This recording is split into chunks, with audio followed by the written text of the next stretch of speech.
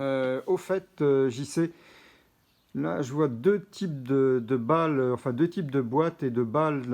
A priori, c'est toutes des Titleist, mais pourquoi tu as des balles qui sont sans la marque Titleist? Alors, très bonne question, Jean-René. Je vois que tu es perspicace. Nous avons effectivement les traditionnelles balles en douzaine donc de Pro V1, voilà, ou la boîte de 3. Et là, en fait, j'ai des packagings sans rien, à nu, en marque blanche.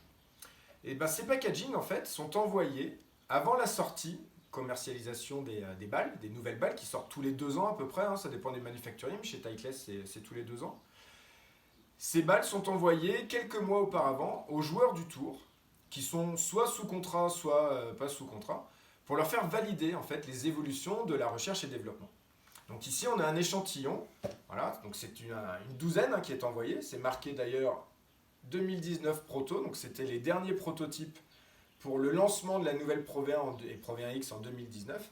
Et à l'intérieur, vous avez 4 étuis de boîtes de 3 qui permettent aux joueurs du tour de pouvoir les essayer à l'entraînement et savoir si eux ils vont changer déjà sur cette nouvelle balle, qu'est-ce qu'ils en ressentent. Ils ont un questionnaire ensuite assez drastique à remplir et qui va permettre aux ingénieurs de Titleist de valider la conception de cette nouvelle balle ou alors de recommencer le process et d'apporter quelques améliorations.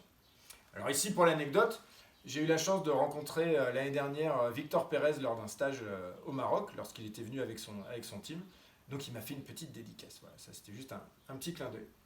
Et à l'intérieur, on peut s'apercevoir que ces balles sont tout à fait communes. Hein. Donc elles sont marquées Titleist numéro 1. Et puis sur le côté, c'est marqué 2019 Proto. Voilà, donc on se doute bien que c'est une Pro V1 puisque très souvent le chiffre noir indique la Pro V1, le chiffre rouge indique la Pro V1X. Et j'en reviens à la compression. Pourquoi noir, pourquoi rouge? Parce qu'à une époque, les balles de compression 90 étaient indiquées en noir.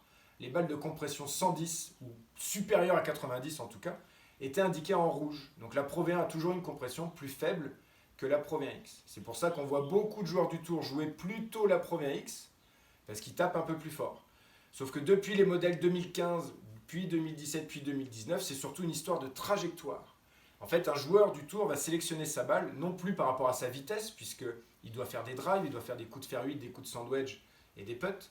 Mais donc la vitesse n'est pas la seule donnée dans le choix de sa balle, mais surtout la fenêtre de tir. Je m'explique, ça veut dire que j'ai une tendance à mettre des balles déjà très très hautes, et avec mon coach, on a décidé d'avoir des trajectoires plus pénétrantes pour mieux contrôler justement ma dispersion. À ce moment-là, je vais choisir entre les deux modèles de balles de mon manufacturier, celle qui a un angle de décollage un tout petit peu moins élevé. Donc on utilise un radar, un launch monitor pour valider tout ça. Et là, en l'occurrence, moi, je préfère jouer la Pro V1 parce qu'elle me permet une trajectoire un petit peu plus pénétrante que la Pro V1X.